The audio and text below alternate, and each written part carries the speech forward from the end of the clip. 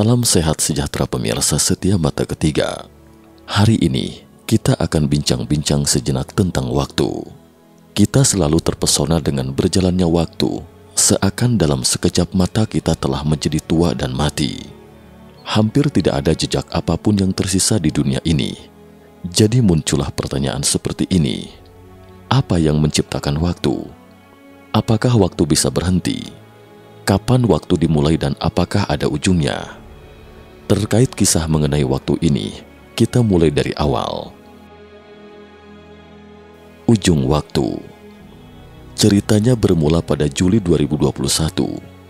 Sebuah cen kilau, yaitu kompleks monumental kuno yang tersembunyi di gurun provinsi Ancash, Peru, tiba-tiba dianugerahi gelar sebagai situs warisan dunia oleh UNESCO. Dari citra satelit, cen kilau ini dikelilingi oleh 3 lingkaran dinding batu tertutup. Ada 2 bangunan dengan lingkaran konsentris yang sama di dalamnya. Monumental kuno cen kilau ini memiliki sejarah 2500 tahun. Waktu ditemukannya cen kilau ini sangat awal. Wisatawan pernah mencatat situs ini 200 tahun yang lalu. Tetapi mengapa monumental kuno ini tiba-tiba disebut sebagai situs warisan dunia pada tahun 2021? Karena ada rahasia tersembunyi di sini. Di sebelah tenggara cen kilau, ada sebuah bangunan aneh yang terlihat sedikit seperti benteng pertahanan tembok besar di Tiongkok. Orang-orang menyebutnya 13 menara cen kilau. 13 menara cen kilau berdiri di sana sendirian. Tidak ada yang tahu apa fungsinya di masa lalu. Setelah hampir 10 tahun ditelusuri, para arkeolog akhirnya mendapati fungsi dari menara cen kilau tersebut. Selama titik balik matahari musim panas, matahari akan terbit di belakang menara cen kilau paling kiri, kemudian melintasi menara setiap 10 hari. Pada titik balik matahari musim dingin, matahari akan terbit dari menara di sisi paling kanan. Setelah setengah tahun kemudian kembali ke titik awal titik balik matahari musim panas dan siklusnya tidak pernah berhenti. Ternyata ini adalah observatorium 2500 tahun yang lalu. Adalah salah satu tempat paling awal di mana manusia mengadakan kontak dengan alam semesta. Observatorium cen kilau kuno telah mengungkapkan masalah yang sangat mendalam yang menunjukkan bahwa persepsi manusia tentang waktu itu sebenarnya berasal dari cahaya. Kita tahu bagaimana matahari bergerak sambil membawa kawanan planetnya di alam semesta. Matahari berpacu melintasi alam semesta dengan kecepatan 250 km per detik. Planet-planet bergerak di ruang angkasa dalam orbit spiral yang ditarik oleh tarikan gravitasi matahari yang kuat. Diagram 3 dimensi ini tidak cocok untuk memanifestasikan hubungan antara matahari dan bumi. Jadi sebaiknya kita telusuri dari denah. Bumi membutuhkan 365 hari, 6 jam, 9 menit, dan 10 detik untuk mengelilingi matahari. Karena kemiringan sumbu rotasi bumi, akan ada sedikit perbedaan pemanasan sinar matahari di berbagai daerah, sehingga ada 4 musim. Inilah pemahaman manusia tentang waktu. 365 hari adalah 1 tahun, dan ada 4 musim dalam setahun. Pergantian bulan secara periodik disebut 1 bulan, dan 1 malam ditambah 1 hari disebut siang. Jika tidak ada perubahan cahaya, kita sebenarnya tidak bisa tahu apa itu waktu. Oleh karena itu, dalam arti luas, waktu sebenarnya adalah perubahan cahaya berkala, tetapi pengenalan waktu ini masih terlalu sederhana dan dangkal. Misteriusnya alam semesta karena logika yang mendasarinya seringkali tidak konvensional. Salah satu ilmuwan terbesar abad ke-20 mengatakan bahwa pemahaman kita salah. Pada tahun 1905, saat itu Eropa sedang mati-matian mengembangkan perkereta-apian dan telegraf. Kantor paten Swiss berharap dapat memecahkan masalah sinkronisasi jam global.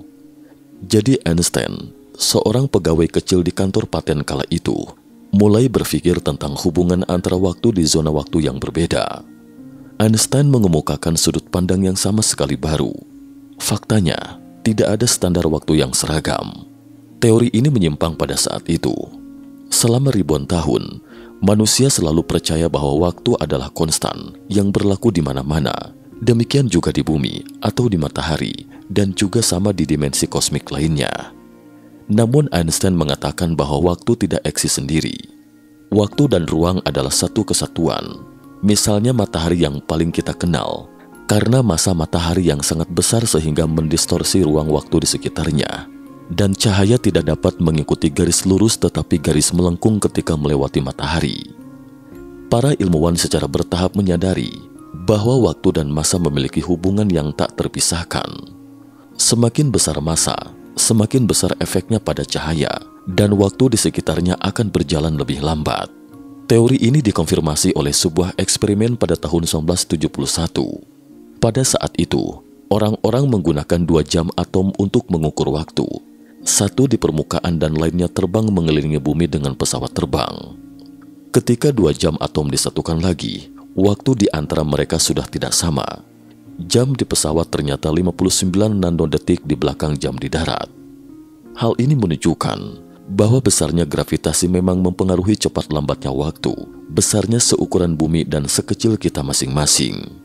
Waktu pada diri kita masing-masing sebenarnya tidak sama, tetapi karena massa manusia sangat kecil dan kecepatan gerakannya juga sangat lambat, sehingga perbedaan waktunya sangat kecil pada diri kita dan hampir tidak menyadarinya.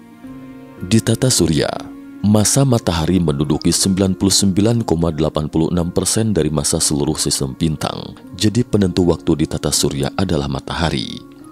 Lalu bagaimana dengan sistem bintang lainnya? Misalnya galaksi Centaurus A yang hanya berjarak 4,22 tahun cahaya dari sistem bintang terdekat kita. Galaksi ini memiliki 3 bintang. Massa gabungan ketiga bintang ini sekitar 2,1 kali massa matahari. Dan karena Centaurus A lebih masif, sehingga waktu di sekitarnya bergerak lebih lambat. Sistem bintang terdekat kedua dengan kita adalah galaksi Barnard, yang berjarak 6 tahun cahaya dari tata surya kita. Bintang Barnard ini adalah katai merah kecil. Massanya hanya 14% dari massa matahari, dan karena massanya yang kecil, sehingga waktu di galaksi Barnard bergerak lebih cepat daripada di tata surya kita. Tidak hanya cepat, tapi berjalan ekstrim. Pertanyaannya, jika semakin besar massa benda langit dan waktu di sekitarnya semakin lambat, mungkinkah ada benda langit supermasif sehingga waktu berhenti? Menurut para ilmuwan, sangat mungkin waktu akan berhenti, dan benda langit ekstrim itu adalah lubang hitam. Gaya gravitasi lubang hitam sangat besar membuat ruang di sekitarnya tertutup sehingga tidak ada cahaya yang bisa keluar dari lubang hitam. Ada singularitas di pusat lubang hitam, juga dikenal sebagai singularitas ruang waktu. Ini adalah titik di mana gaya gravitasi tidak terbatas dan kelengkungan ruang waktu tidak terbatas, dan waktu secara ajaib berhenti pada titik ini. Tidak ada masa lalu dan tidak ada masa depan. Dengan pemahaman kita saat ini, sulit untuk kita bayangkan sebenarnya apa yang terjadi pada singularitas. Para astronom telah menghitung bahwa ada sekitar 100 juta lubang hitam di galaksi kita. Itu berarti ada 100 juta tempat di galaksi di mana tombol jeda ditekan. Sekarang kita tinjau sejenak secara singkat. Waktu dan ruang adalah satu kesatuan. Benda langit super besar di alam semesta, di mana karena efek gravitasi mendistorsi ruang waktu di sekitarnya, sehingga waktu di setiap sudut alam semesta berbeda. Lalu bagaimana waktu dimulai? Terkait ini, kita harus kilas balik sejenak atas penemuan yang mengubah kognisi manusia ini ke tahun 1919. Observatorium Mount Wilson di California Selatan, Amerika, baru saja membangun teleskop terbesar di dunia ketika itu. Seorang astronom imajinatif, Edwin Powell Hubble, sangat beruntung menjadi pengguna pertama teleskop tersebut. Dengan gabungan peralatan canggih dan astronom ambisius ketika itu, terjatuhlah kisah seperti berikut ini. Pada malam tanggal 4 Oktober 1923, Edwin Powell Hubble menemukan sebuah titik gelap di kejauhan galaksi Andromeda. Bintik hitam ini sama sekali tidak terlihat seperti bintang, tapi lebih mirip seperti segumpalan massa udara berbentuk spiral. Dari hasil analisis spektral, Hubble mendapati titik hitam ini berjarak lebih dari 1 juta tahun cahaya dari bumi. Ini adalah jarak yang tidak terbayangkan pada saat itu. Jarak ini jauh melampaui diameter Bima Sakti. Sekarang kita tahu bahwa diameter Bima Sakti adalah sekitar 100.000 hingga 180.000 tahun cahaya. Temuan Hubble menunjukkan bahwa alam semesta pasti jauh lebih besar dan lebih tua. Dari kesimpulan ini, Hubble segera menemukan jawabannya. Massa udara yang dia temukan sebenarnya adalah galaksi seperti Bima Sakti. Bima Sakti sama sekali bukan apa-apa di alam semesta. Alam semesta benar-benar di luar imajinasi saking maha luasnya. Saat ini para ilmuwan memperkirakan bahwa ada sekitar 2 triliun galaksi di alam semesta yang dapat diamati. Diameter alam semesta yang dapat diamati adalah sekitar 93 miliar tahun cahaya. Hubble terus mempelajari planet ekstragalaksi. Dia menemukan bahwa hampir semua galaksi bergerak menjauh dari Bima Sakti. Ini berarti bahwa alam semesta selalu mengembang. Jika kita membayangkan alam semesta sebagai gelembung, gelembung ini terus-menerus mengembang. Dan jika kita berpikir sebaliknya dalam proses ini, gelembung akan terus menyusut hingga terbentuk suatu titik. Ini berarti bahwa alam semesta memiliki permulaan. Menghitung usia alam semesta itu adalah pekerjaan yang sangat rumit. Menurut pengamatan satelit Planck pada tahun 2013, para ilmuwan memperkirakan bahwa usia alam semesta sekitar 13,787 miliar tahun. Dengan kesalahan 0,02 plus minus 0,02 miliar tahun, umumnya kita membulatkannya dengan angka 13,8 miliar tahun. Titik waktu ini adalah titik awal Big Bang yang merupakan awal dari waktu. Sekarang waktu memiliki titik awal. Lalu apakah waktu ada ujungnya? Teori astronomi arus utama menyatakan bahwa waktu memiliki titik akhir, dan alam semesta akan memiliki akhir yang sangat mengejutkan. Pada tahun 1988, fisikawan Saul Perlmutter sedang mempelajari supernova. Supernova adalah ledakan yang sangat energik dari suatu bintang besar dan masif yang berada di titik tertentu dalam siklus hidupnya. Perlmutter melacak lintasan 42 supernova.